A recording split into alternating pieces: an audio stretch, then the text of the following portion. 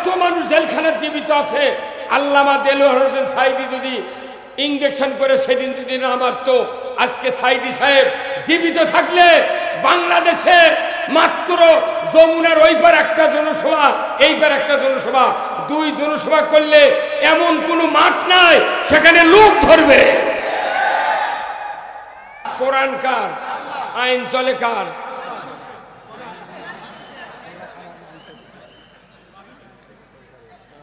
আপনার আইন চালাতে হবে আল্লাহর। আল্লাহ নিজে বলছেন ইনিল হুকমু ইল্লা লিল্লাহ, একমাত্র হুকুম চলবে আল্লাহ। আলা লাহুল খলক ওয়াল আমর, সৃষ্টি করেছেন তিনি, আইন দিবেন তিনি। আল্লাহ করলো সৃষ্টি, আর ওই আমাকে ভোট লিয়ে ঢাকাত বসে থেকে আইন তৈরি করতো, বাটাম এবার ফাটার হবে। হ্যাঁ কতক্ষণ একটা মানুষ আল্লাহর আইনের পক্ষে ছাড়া যদি ভোট দেন, আল্লাহর ইজ্জতের কসম কাউর পিঠের চামড়া থাকবে না।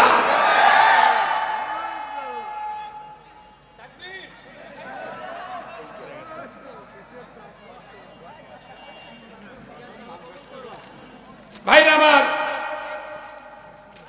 আমরা রসুলের পক্ষে 1.5 মিনিট কথা কই সবার, আল্লাহর পক্ষে হাফ মিনিট খালি কয় আলহামদুলিল্লাহ স্যার, আল্লাহর মোট স্যার। আর রসুলের উপরে একবার দরুদ পড়ে স্যার। আর এই দেশের যত নেতা আছে ওর উপরে পাম মারে, বুঝছেন এই বক্তারা, বাপরে বাপ, কই প্রাণ প্রিয় নেতা, তোর প্রাণ প্রিয়, তোর প্রাণ হানি করে ফেলে দিচ্ছে।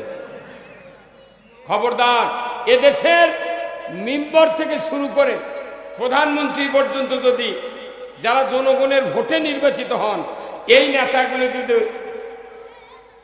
যে সফল রাষ্ট্রনায়ক রসুল, এই চরিত্র যদি এনারা মানতেন, এদেশে সুদ চলতো না, এদেশে চুরি হতো না, এদেশে জানা হতো না, এদেশে দুর্নীতি হতো না, ঘুষ চলতো না, গরু চুরি হতো না, হুন্ডা চুরি হতো না, এদেশের মসজিদগুলিতে জুতা চুরি হতো না।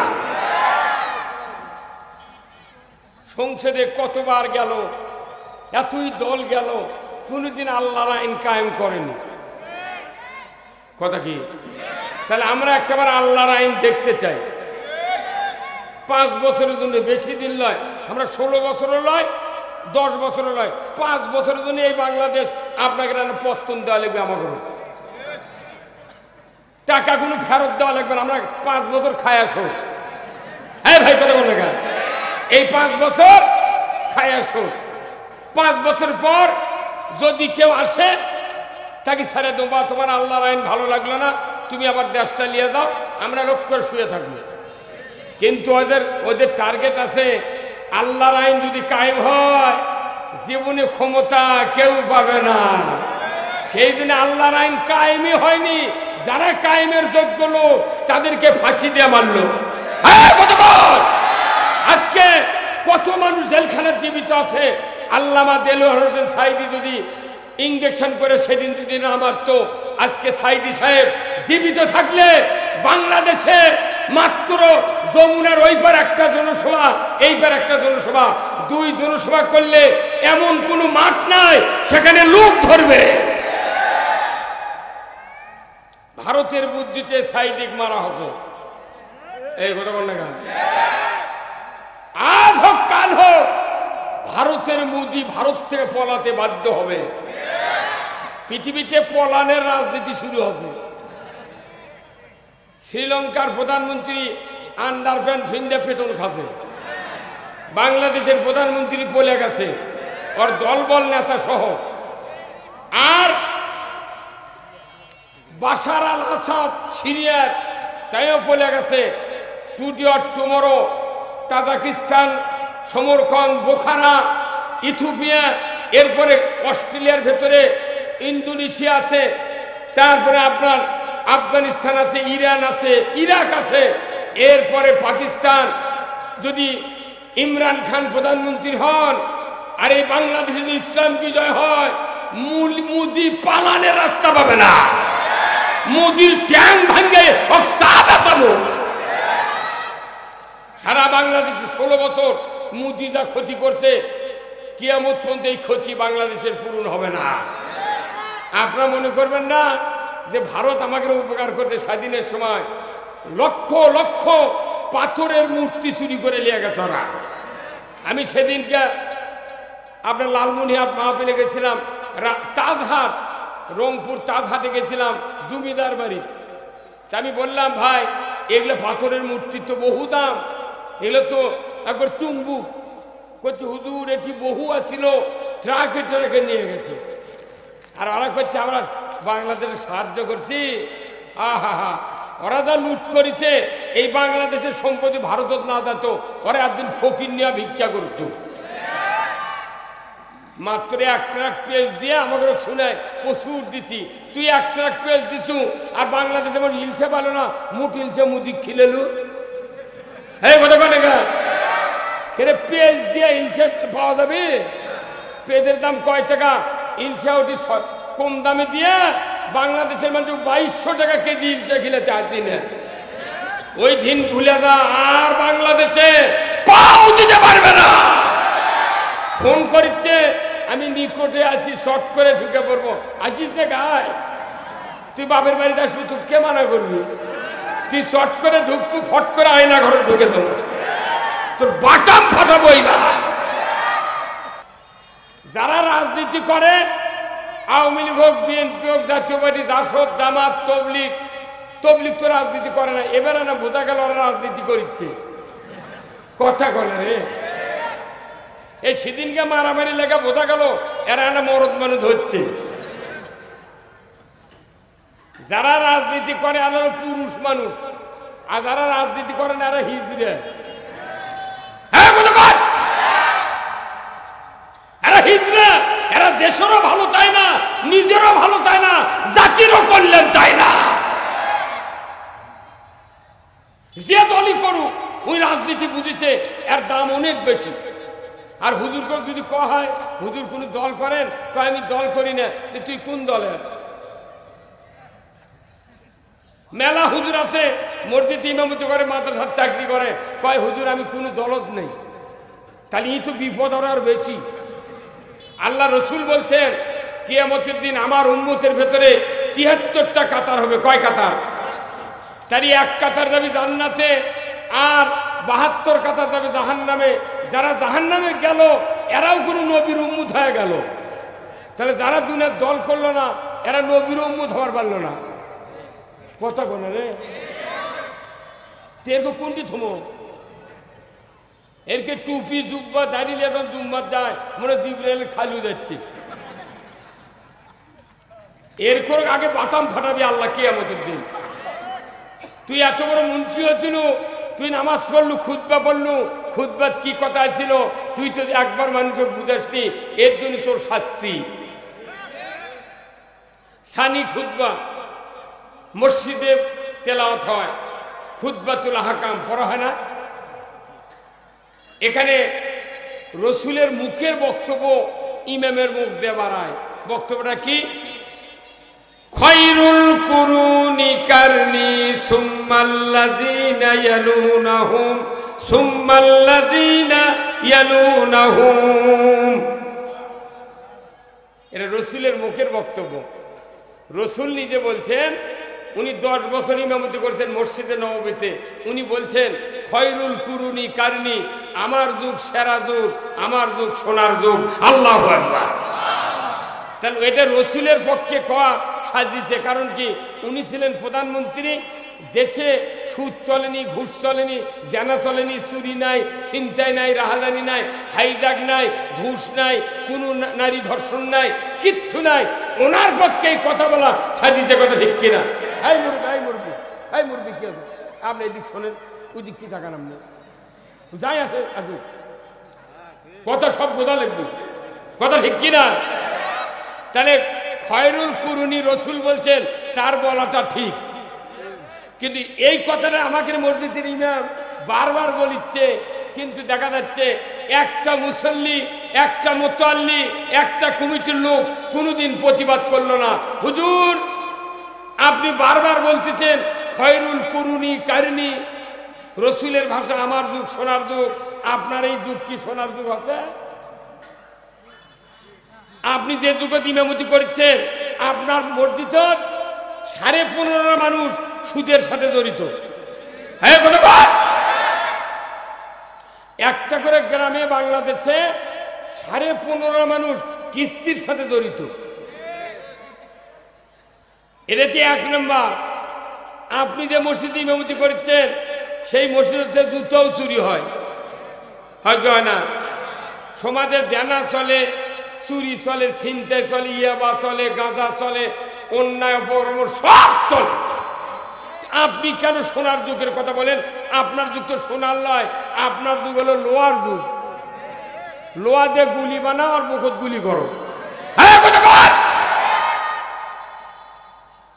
তাহলে আপনি যদি মনে করেন যে রসুলের যুগের কথা বলতেছি, তাহলে রসুল আইয়ামে জাহিলিয়াতকে উৎখাত করে দিয়া নারী জীবিত কবর দিছে, এরপরে কি দিয়ে ওই যুগটা সোনার যুগ বানালেন? এই যুগের বক্তব্য আপনাকে দিতে হবে। এটা ইমামক বলা লাগতো, কিন্তু কেউ বলে না, খালি আসে খুতবা শুনে শুনে যায় আর মনে করে জীবনের গুণাবতার মুঠি মাপ।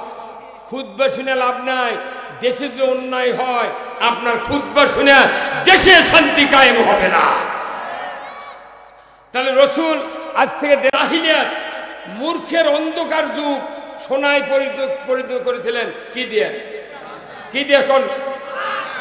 সেই কোরআন আমাদের দেশে আছে না? কয়টা? কোটি কোটি, হাজার হাজার। রসুল যে 10 বছর মদিনার রাষ্ট্র শাসন করছেন তখন 1 কোরআন ছিল, 1 কোরআন, মানে অনলি 1 পিস কোরআন। হযরত ওসমান রাদিয়াল্লাহু আনহুর সময় এটা বাইন্ডিং হতো। কি হুজুর? কোন সাহাবী মুখস্থ করেছে আয়াত, কিছু চামড়ার উপর লেগেছে, কিছু পাতার উপরে, কিছু কাপড়ত লেগে ওসমান রাদিয়াল্লাহু আনহুর সময় কোরআন একটা বাইন্ডিং হচ্ছে। তাহলে রসুল দুনিয়াতে বিদায় হতেন তখন 1 কোরআন, আবু বকর 1 কোরআন, উমর ফারুক 1 কোরআন, তারপরে ওসমান রাদিয়াল্লাহু আনহুর সময় এই কোরআন হচ্ছে। তাহলে 1 কোরআন দিয়া তাম মক্কা মদিনার 12.5 লক্ষ বর্গ মাইল সোনার যুগে পরিণত করেছিলেন আল্লাহর নবী। কি দিয়া? এই ভাই কোনটাকে কি দিয়া? এই যে হিটুর উপর হাত দেওয়া চলে ভাই। আপনি হ্যাঁ আপনি হিটুর উপর হাত দিয়ে কি ভাবছেন? আপনার কথা গাওয়াত লাগিচ্ছেন না? এই কথা গাওয়াত লাগিচ্ছে না? এই কোরআন দিয়া রাসূলুল্লাহ অন্ধকার একটা যুগ, পচে যাওয়া যুগ সোনার যুগে কায়েম করেছিলেন। এখন আমাদের দেশে স্লোগান দিলে কয় ঘরে ঘরে জালো। চিট্টাগ্রাম, চট্টগ্রাম, হাটহাজারী মাদ্রাসার 72,000 কপি কোরআন আছে। ওটি এত ছাত্র। ঢাকা লালবাগে আছে 35,000 কপি কোরআন। বগুড়া জামিল মাদ্রাসা আছে 22,000 কপি কোরআন। সারা বাংলাদেশে 90,000 মাদ্রাসা আছে। আলিয়া, কওমিয়া, হাফিজিয়া, নুরানিয়া, মহিলা, এই 5 প্রকারের মাদ্রাসা আছে। 90,000 লক্ষ কোটি কোরআন আছে এই মাদ্রাসাগুলিতে। 5,12,000 মসজিদ আছে। ঢাকা বয়তুল মোকাররমে কমপক্ষে 4,000 পিস কোরআন আছে, কিন্তু ইমাম কোনোদিন পড়েনি। না পড়ার কারণে, আসল কথা না বলার কারণে ইমাম পলাতে বাধ্য হবে। যে দেশের ইমাম পলাছে, আহা 5,12,000 মধ্যে 5,11,999 জন ইমাম বাংলাদেশে আছে, কিন্তু ওই বেটা বলে গেছে, কারণ ওইটা তেলবাজি করেছে। ওই বেটা যদি কোরআন পড়তো আসল কথা বলতো, কিন্তু বেচারা কোরআন পড়েনি, শুধু বদমাইশি করে ইমাম করছে। কতক্ষণ? তাহলে সারা বাংলাদেশে 68,000 গ্রাম, এটা মনে করেন রাঙ্গামাটি 100টা বাড়ি আছে, যার বাড়ির 4টে ছেলে, 4 বইয়ের কাছে 4 কোরআন, শাশুড়ির কাছে 1 কোরআন, কত হলো? তাহলে 100 বাড়ির কত? 500। তাহলে সারা বাংলাদেশে 68,000 গ্রাম, কত কোটি কোরআন আছে জানেন? আপনি যে করছেন ঘরে ঘরে জালো, ঘরত জেলা বুড়ো বাপক মারে থুয়ে গেছে, ওই বাপ আবার বেটাক মারে থুয়ে যাচ্ছে, আপনি আবার লাচিক মারে থুয়ে দেবেন। খবরদার, এই কোরআন আর ঘরে নয়, কোরআন জ্বালা যাবে কোথায়? হ্যাঁ জনগণ কোথায়? হ্যাঁ সংসদে। ভাইরা আমার,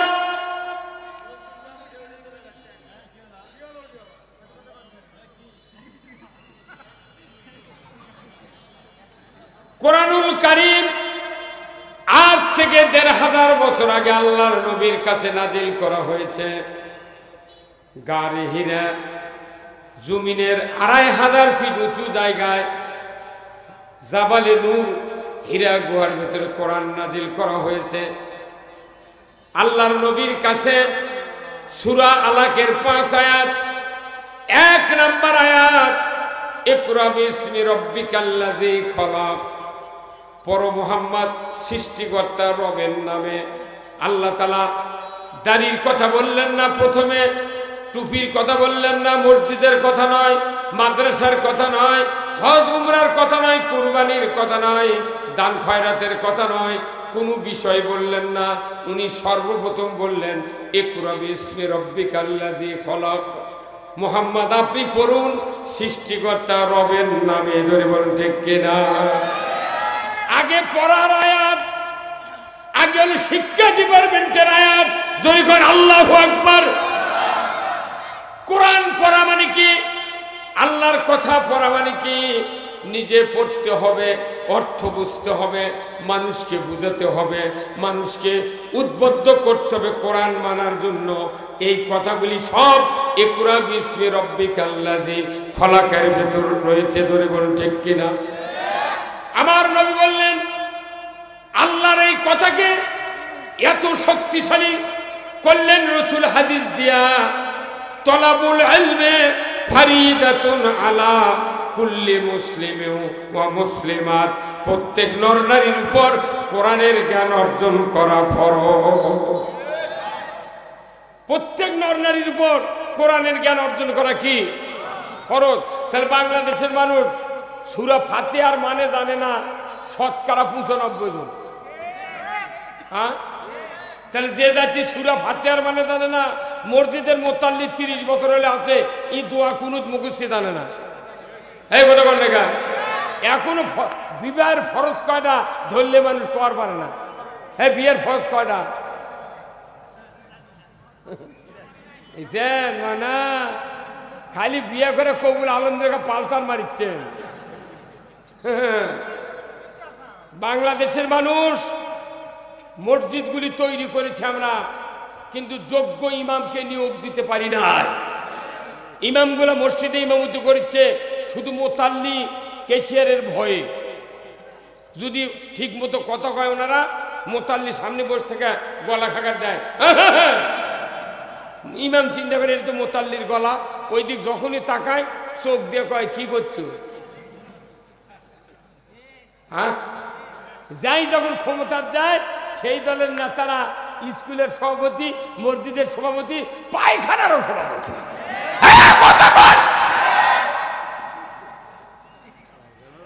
কি কথা কি খারাপ কোন?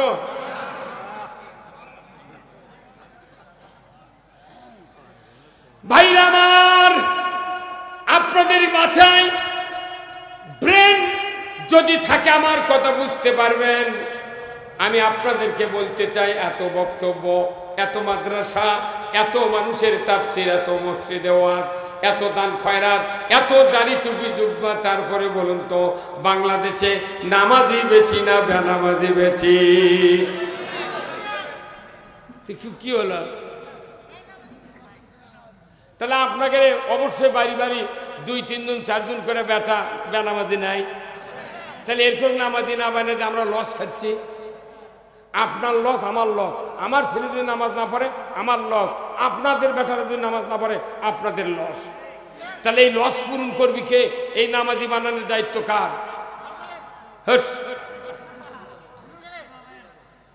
ভাইরা আমার, আগে নামাজি হওয়ার লাভ কি সেটা শোনেন। আপনি জীবন বাজি রেখে নামাজের কায়েমের জন্য যা পদ্ধতি কোরআনে আছে আপনি সেটা কায়েম করতে পারবেন। আগে নামাজি সন্তান বানালে আপনার কি লাভ এটা আগে বুঝতে হবে। তাহলে বাপ মায়ের চরিত্র, ঈমান, আখলাক সেই পদ্ধতি কায়েমের জন্য কাজ করবে। জোরে কন্যা মারহাবা। আমার নবী বলেছেন, আচ্ছা এত কথা কয় কি ওখানে? এ ভাই, এই আপনারা ওখানে চাইছিয়ে লেটার দেয়, ওনাদের বক্তৃতা শোনা রাখবি। এই দক্ষিণ সাইড জানতো, খালি হো হো, কথা শুনবে না তো।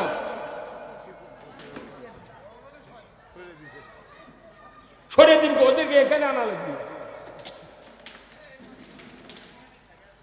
ভাইরা আমার,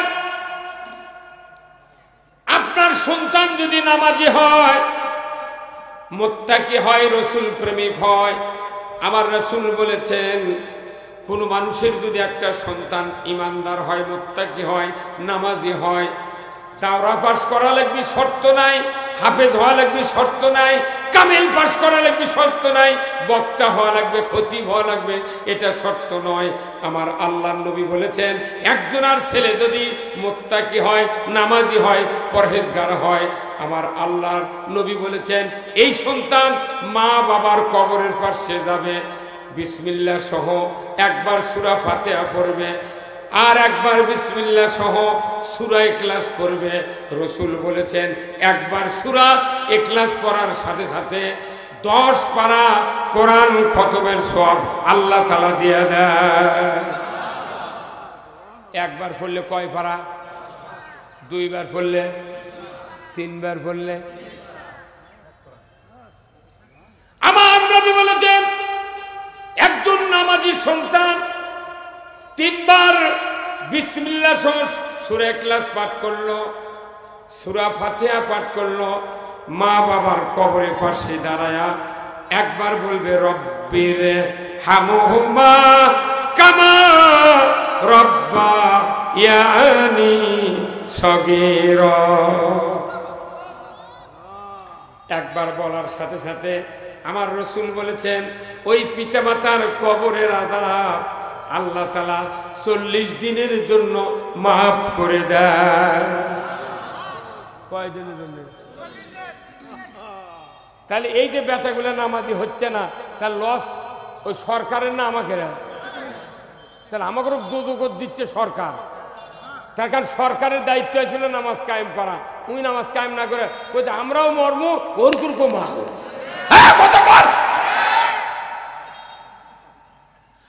আমার আল্লাহ কোরআনে বলছেন সূরা আল হজ 41 নম্বর আয়াত, আল্লাযীনা ইম্মাক্কান্নাহুম ফিল আরদ আকামুস সালাতা ওয়া আতাউজ যাকাতা ওয়া আমারু বিল মারুফ ওয়া নাহাউ আনিল মুনকার ওয়া লিল্লাহি আকিবাতুল উমুর।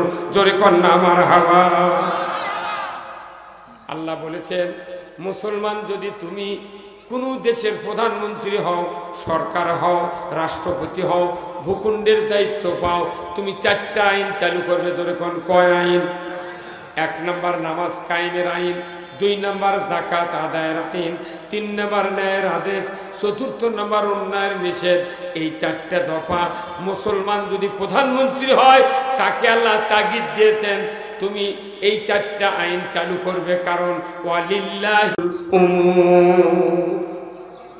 আল্লাহর পরই সবচেয়ে বড় ধরনের আদেশ সরকারকে দিয়েছে আল্লাহ, যে তোমার আদেশ দিয়ে জমিনে আমার নামাজ কায়েম করো। আল্লাহু আকবার। সরকার যদি নামাজের আইন চালু করে, আজ থেকে নামাজকে আইনের মাধ্যমে ফরজ করা হলো, যে ব্যক্তি 1 ওয়াক্ত নামাজ কাজা করবে ফেতরা পরিমাণ 70 টাকা জরিমানা, 1 ওয়াক্তের জন্য 2.5 ঘন্টা হাজুর।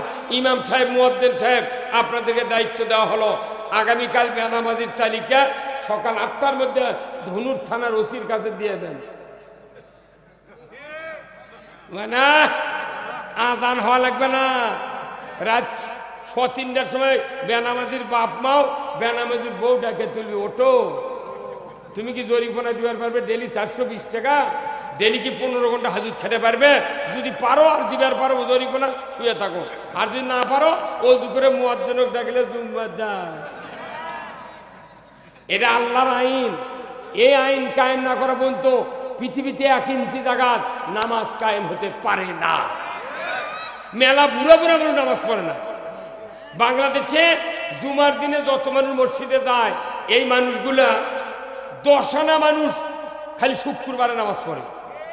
কোনোদিন ইমামরা ভাইবা নিল না, ইন্টারভিউ কোনো করা কথা করলো না।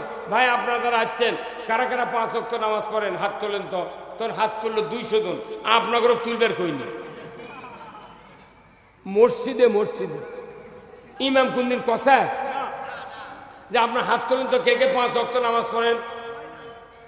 মুতাল্লিরই হাত উঠবে না, মুতাল্লি যাই মসজিদে তারই হাত ওঠে না। এখন এই মুসল্লিগুলা যারা 5 ওয়াক্ত নামাজ পড়লেন, হয়তো 200 জন, 200 জন সামনের কাতারে 25 জন, পরের কাতারে 25 জন, তারপরে 25 জন, 3 25 75 হলো না, 3 হাতে 150 হলো। পরের কাতারে নামাজে দাঁড়ানো যারা খালি শুক্রবারে নামাজ পড়েন তারা বারান্দার যান। তুই 34 ওয়াক্ত কাজা করে তোর 1 ওয়াক্ত পড়ে লাভ কি? কতক্ষণ দেখা? আর যারা সুদে করে টাকা লিছেন, আপনাকে ওযু করার দরকার নেই, বাইরে যা খাড়ায় থাকে, কারণ আপনাকে তো ইমানই নেই। যারা সুদে করে টাকা খায়, আল্লাহ বলছেন ইয়া আইয়ুহাল্লাযিনা আমানু লা তাকুলুর রিবা, ইমানদাররা সুদ খায় না, তোমাদের ঈমান থাকে না। আল্লাহ বলছেন মুসলমান তোমরা ইমানদার যারা ওযু করে বাই ছাড়াও ওযু থাকে না, রোজা থেকে দুপুরে ভাত খেলে রোজা থাকে না। কতক্ষণ লাগে? নামাজ শুরু করেছি, সূরা ফাতিহা পড়েছি, তারপর আমার ছেলে বলছে আব্বা উত্তর পাড়ার ওই শনি আমাকে গরু ধরে নিয়ে যাচ্ছে। তখন যে নামাজের মধ্যে সে কই বাবা শনি কেন দেরি করবার, ক আমি নামাজ পড়ে বাড়াই, নামাজ থাকবি।